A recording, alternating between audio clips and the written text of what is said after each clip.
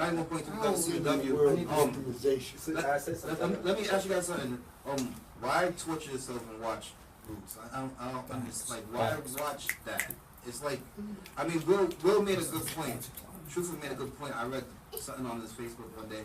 He said, like, that's like a rape victim wanting to watch a bunch of rapes and stuff, you know, of them and their family. Like, why would you want to do that? I don't understand that. And I'm sick of the education part of it too. Like it seems like they really want to force the fact that we were slaves like that. You want to just glorify that part. Almost sensationalizing. There's no other story that we hear around that time of success. Maybe you hear like Rosa Parks, but you know what I mean? Like, how successful was she? She just made it to the front of the bus. You know what I mean? That's a big move. Oh, that was real ignorant. That's real ignorant. That's some barbershop ignorant stuff right there. Yeah. But I don't care. I don't see that as success to me. To me personally, I don't see that as success. Maybe Truth will see it differently because it's like a little bit more than ever when Roots was about. No, not Roots. I'm talking about like the busing part and like sit-ins and stuff like that. Yeah, they had the busing in Boston. Yeah, sit-ins and busing. Latin school, English school, and the tech school kids all got together and formed their little thing to get out of school, and it went viral, like they would say now, and the whole busing issue came up. Speaking of white supremacy, they all got out of school for it. I don't know if they can remember. They couldn't hear us before, so maybe, hopefully, listeners, tell us if you can hear all the personalities. Yeah, because just when he wasn't impacted. Okay, Yeah. so yeah, that speaking of white supremacy, like that was if you look at the insanity and what we call like these right. So to your point about what she moved to the front of the bus, like we're fighting for the craziest things, right? So like, okay, you want that's about liberty and freedom to move how you want. I get that, right? But you have people going to white establishments and demanding that you serve me food. That's insane, right? Why would you demand your enemy cook something for you? Like that's crazy. So the white supremacy is the narrative of continuously telling the slave narrative. Like the only thing that you want to remind black people of is you were once slaves. We used to own and beat you, and we kind of still do, right? But this is the same pushback I had about Harriet Tubman being on the $20 bill. When people said I was crazy. Well, I don't get this going to white establishments wanting to feed you food. What does that mean? Oh, it's like the protein. So like in the '60s, the sit-ins, right? That demanding, right? That's insane that you would demand your enemy feed you food. These people are openly declaring that they hate you. Getting this show? Why you blank right now? Look at it. I'm blank too. Yeah, I lost that. Wait, okay, I'm doing so. Why are you blank, Will?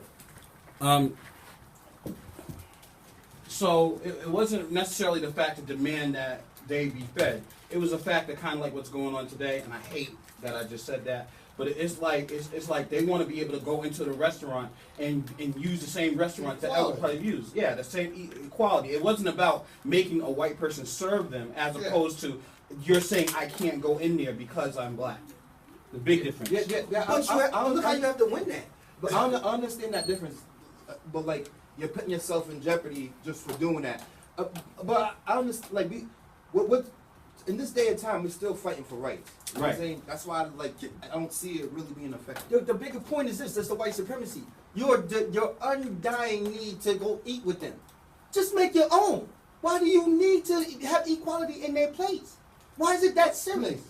In any establishment that you had to demand that you want to feed me. So the place that had legislation that said you couldn't eat there, that place, true. But what do you mean? So you're talking about just the restaurant piece of it. You're not talking about the theater piece. You're not talking about the theater piece, the bathroom piece, all the pieces. I'm talking about all of it. Okay. When we talk about the civil rights era, like the success, when you look at it, right, since then, if you look at the measurables for black people, the children out of wedlock, up tremendously, right? The violence up tremendously. Right. Education level down tremendously. Health outcomes down tremendously. So what did we really win? We get to sit on the same toilet and drink from the same water fountain. Wow. Are you serious? You're comparing the outcome to what they were fighting for. Maybe what they were fighting for, they didn't necessarily accomplish it all the way, but that doesn't mean they shouldn't have been fighting for it. I want to be able to go to if It was a strategic move from the white supremacy. Like, all right, so Yes. have them fight First thing for that like the never water happened was bubbles. integration. Have them fight for water bubbles, right? Yep. But not let's not have them fight for the tax money that they spent $600 million that of tax money that we got of theirs. You know what I'm saying? So fight for now you can share the same brotherhood. You know what? You could have if we fought for like percentage of tax money. I hope you come to the that we 5 had, o'clock shadows so now we can talk about this. Now we can, you know what? We can have our own bubblers. We can have our own schools. You know what I'm saying? So I think those fights wasn't strategic and it wasn't smart to me. I understand. Yeah, and Hold on, we got Domingo. Domingo, you want to Keep been waiting. No, keep been waiting. ask Domingo about what his movie's about. He's gonna Nobody say asked him something, what and then he's gonna say something. And then we can go back to you, Domingo. Okay? Yeah, I think it was it's just a big thing with the culture of being exclusive. You want to be an exclusive type of group. So and the exclusivity, I would say, because I see it in the morning. I see it in the morning when I go to Greendale, how certain people, like, they have to have a longer membership or donate some more money, and they get free towels. They're the only ones that get free towels. So there's a group of people who only get towels while everyone else don't get no towels. Like, they don't got to pay no extra money or nothing for it. It's like an exclusive group that they create. And I see it all the time how, why do I want to be a part of this exclusive group? No, let me go make my own group. And a lot of the times, people don't want to go make their own group. Yeah. So Domingo, no, we're talking about how Roots, it's a story about how we were slaves. There's no other narrative that supports like triumph. Like it always have these movies like Roots. Did you watch Roots and what do you think about Roots? I haven't seen any Roots. Never? You never seen Roots? Not the first version? It's all the old one. I haven't seen the new one that they've been You advertising. think about them bringing it out again? All right, what do you think about them bringing it out again? I think it is sad that we're still getting told the same stories from the same perspective. I'm really looking forward to a movie about Nat Turner, but I'm waiting for that to come out. Yeah, they do have a movie coming out about Nat Turner actually. Yeah, they do. Yeah, so I mean, I think it's good. It's like McDonald's. You go there, you know what you're gonna expect with Hollywood films. You know what they're gonna portray us. And I want to see more diversity. I think that the story is important, but it would be cool to be able to go to McDonald's and order organic kale salad. But I don't think that's going to be possible. One thing about Roots that I seen when Roots when I was like in elementary, they had no processing afterwards. It just showed us raw. Like it's like, all right, go to math class now. I hated my teachers. I wanted to kill them. I got run to school. I was like, that was just no processing or nothing. This is crazy. That was the realest thing I heard in a long time. No division. That's what happened to me, man. That's why I don't watch that movie no more. Go do it, man. I was just on the radio and they asked me if I saw the new one, and they asked me what was it like when I was younger, and my response was very similar to what you said, except different. My response was, it didn't connect to me. It was more so a story about those people. I didn't see myself in that story, and it didn't make a connection. But that's just what you're saying. There was no dialogue. There was no connection of like, yo, your great-great-grandparents came here, and that's where your descendants, they lived in the South. The Great Migration from the South to the North. And no one did that kind of dialogue, what you're talking about, to bring it home like, oh, shoot. Like, yo, those people were like my great-great-grandparents. Yeah, it was none of that. It was just like, hey, that might be you tomorrow. That's the idea I got out of that. Yo, keep got something to ask you. I got a statement. The statement's sick. The statement and the question. Oh, man. He's gonna come around this side. So I got a statement. The statement that's crazy is, the movie makes people mad, and you can't even relate to it. The question is, what are we gonna do though? How would you feel at the end of the day if somebody from that movie Roots is nominated for, what is it, Golden Globe or Oscar? Academy Award. Academy Awards. I'm up there. Right?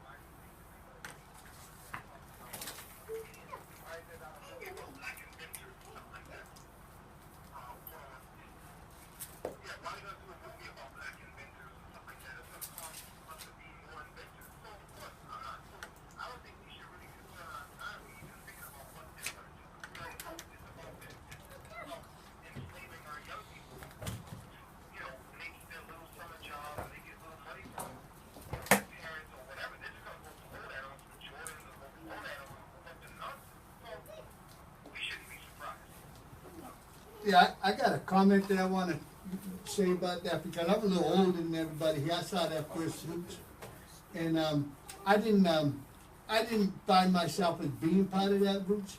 And my grandfather, he had come up from the Georgia Sea Islands down there. That's where he came from. He's black. Both his parents and all his relatives were slaves and stuff. And he came up here during the Great Migration to make money. So he came up here and opened up a taxi company, bought properties, made all kinds of money, had 2 or 3 speakeasies and stuff just to make some money and everything. And he was as dark as he wanted to be. And he saw white people, this was his quote, he loved white people because he figured he could sell them anything. So he was making a fistful of money and never had one negative thought about anybody as long as that money green was still coming. And he was from Georgia. My point is that most of the people up here in the Northeast, they never experienced life down there and the connection that the blacks have with each other down there. The connection isn't just about victimization. They have a connection about progress. They have connection about wanting to be free. They have connection about equalities and stuff. You come up here, and a lot of people, their ancestry up here in the Northeast didn't have those connections. And I think that's not comes out in the Roots. So when people in the Northeast watch Roots, at least the first one, they cannot make a real heartfelt connection to that movie. And I think there's another disconnect, Brother Keith, that we need to hear. We need brothers like you to be able to help us to bridge the gap, to make it more real, because that's the type of stuff that I thrive on. Now, I like talking to brothers who are in their 60s or in their 70s or their 80s, because they have valuable information. So many of them have gone and went on in the grave, and we still don't know where we come from. So that's awesome. And Mingo, so Keys wants to know, do you think, so it sounds like you don't really support it. How far do you think we should go? Do you think we should boycott it? No. I don't think boycotting it is the answer, because that's a wasted energy. We more so should be boycotting these fast food restaurants, these liquor stores, and Chinese restaurants. That's what we should boycott. That's what's killing us when we got diabetes, heart, high blood pressure. So I don't think going and wasting our energy, I mean, that's big business. Folks don't have to have cable. They don't have to turn the TV on. You know what I'm saying? I just think I don't think boycotting is the answer. Facts. I agree with that. We got 10 minutes, man, so we want to jump into into your movie tonight at Clark in Cinema 320. But right before we get to that, I wanted to touch real quick on the Jamal Bryant situation. Did you see that? I did see that, yes. Okay. Okay. So for listeners, if you don't know, Jamal Bryant. Sorry about that. We lost the mic on that. So for listeners, if you don't know, Jamal Bryant was a rising black star in leadership, star in black leadership. Nationally, he's a pastor. He runs a mega church, so that was already a red flag for me. But I like what the brother was saying, man. So like, my opinion is, it seems to be like almost like a renaissance in black Christians. Like almost like a trap soul, how like souls were reinvented, or neo soul. Like it feels like there's more of a black nationalist black power identity in amongst Christians that was burgeoning, and Jamal Bryant was leading that. And but it seems that he had taken absence around from the people in Baltimore, which he was advocating for when the Freddie Gray stuff popped off. And when he came back, if he took an absence, he was gone. And then he came back, and then the brothers confronted him and ran him out of town. Is that your recollection, Mingo? Yeah, I don't know too much of what the backstory was. I just saw the conversation with him and the brother from the hood, and I just saw him them saying, you know, get the F out of here or whatever, and then he just walking away. So I don't really know what happened. You have more information than I've never heard of the brother either, so I don't really know what happened. Oh, okay, so that's damn. I thought you may have had more awareness of Jamal Bryant. Like I say, I've never heard of him. I mean, I have my own thing with, I have my own thing with these mega pastors, mega churches. I have my own sort of, philosophy, or I don't necessarily subscribe to a lot of these whatever. Right. So yeah, I don't know too much about. I never The heard of him. Reverend right I here. don't know too much about him. all right, so my question is this: do you feel like, because up until that point, he seemed to be a pretty, solid leader. Do you feel like what are the implications? How do you feel? Do you feel like that is a negative reflection on once again the same old story? You can't trust these black Christian leadership leaders. I think that the overall blanket statement is you got to look at the life that folks are leading and living. So I don't necessarily have an issue with mega churches if they're going out and doing mega work. I do have an issue with materialism, and that being being the forefront of what these ministries, a lot of these giant ministries are about. So it's about them having $80 million jets, and they got I like it. whatever, these lizard shoes on, and lizard shoes that cost $3,000. They got these Pierre Cardin $20,000 suits on, and all this nonsense. Like, that is totally against what Jesus came to do. So I'm totally It's against not that against materialism. All of that nonsense. Materialism is Nah, against? that's totally I against disagree with what Jesus came to It do. says the streets are paved with gold to heaven. That's materialism. So Domingo, we're jumping into the movie. I want to tell us what this is about and give us your insight on what people should be looking forward to seeing. So Footprints in the Concrete, again, it's a story of redemption. It's a story of hope. I was a hopeless youth. I didn't have my father in the home. I got mixed into a number of situations back home in Mattapan, and I had to get a physical out. And the physical out for me was Worcester State. And I went to Worcester State College and got out of Boston, and I never went back. I mean, I lived there for another maybe 2 years, but I was mainly living on campus. So I would go home in the summers, go home for like Christmas breaks. I still would go home every weekend to church, but I never lived there again after I graduated high school. What are you doing now for young people? You mentioned a Worcester organization that helped you with this film. Yes. So right now I live in Georgia, and I'm part of a church out in Georgia. It's called Blueprint Church. So I am helping some young people out at the church, and that's pretty much what I'm doing. I have my company, Hope Multimedia, so we're operating out of Georgia also.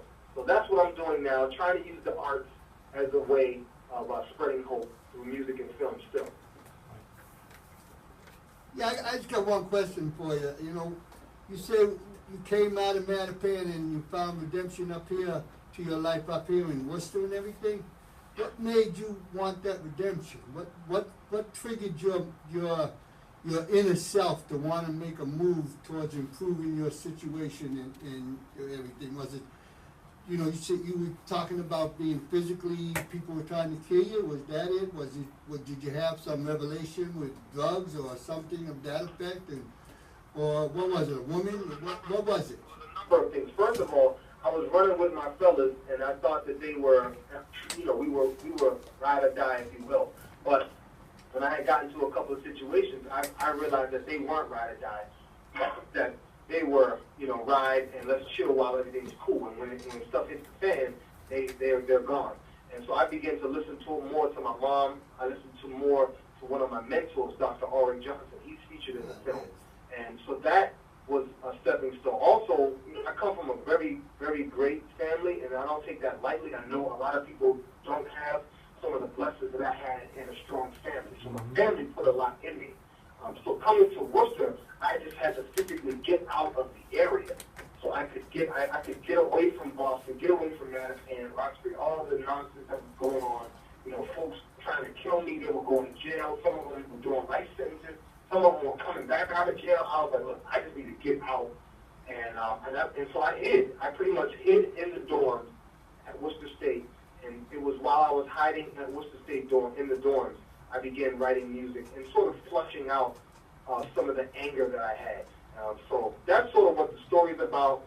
And really, it was already in me. I think all of us are born with hope. If you look at children, they have hope, but then life happens, and we lose that hope. And so I'm just trying to hopefully instill a lot of hope in a lot of people who have it, but just have lost it along the way. Yeah, I think that's a wonderful story that you just told. It showed that it wasn't the negative aspects of life that created who you were. It was those positive things that you were getting from your mother and other people, and the things that you were doing for other people. And then it sounded like to me that you not got your feelings hurt, but you got almost a bad sense because the guys that you were running with weren't the guys who you thought they were, you know? So it sounded like you're good background. We were doing street, and I'm not no gangster. I never in my life, the brothers there who knew my music, they know Mingo gonna talk about clubs, he gonna talk about drinking, smoking, women, but Mingo never talked about pulling out a gun and shooting somebody. Mingo never talked about running up on cats and robbing them. I never talked about none of that because that's not who I was. Now, I hung around with killers. I hung around with dudes. I have carried weapons. I pulled a weapon out and I fired a weapon, but I wasn't that dude. And I like to make that real clear that I never was no gangster. I hung around killers. Yeah, I can identify with that myself. I got a lot of friends. Some were priests, some were killers, and all kinds of killers. They're all in Walpole or dead now, you know. So, and then so I can understand that type of thing. Hey, I'm glad that you were able to bring yourself out and then you got a successful thing going and you're reaching back and really helping out people. That's an admirable thing to do. I'm gonna have to make you an archangel one of these days. You know what I'm saying? What does that mean?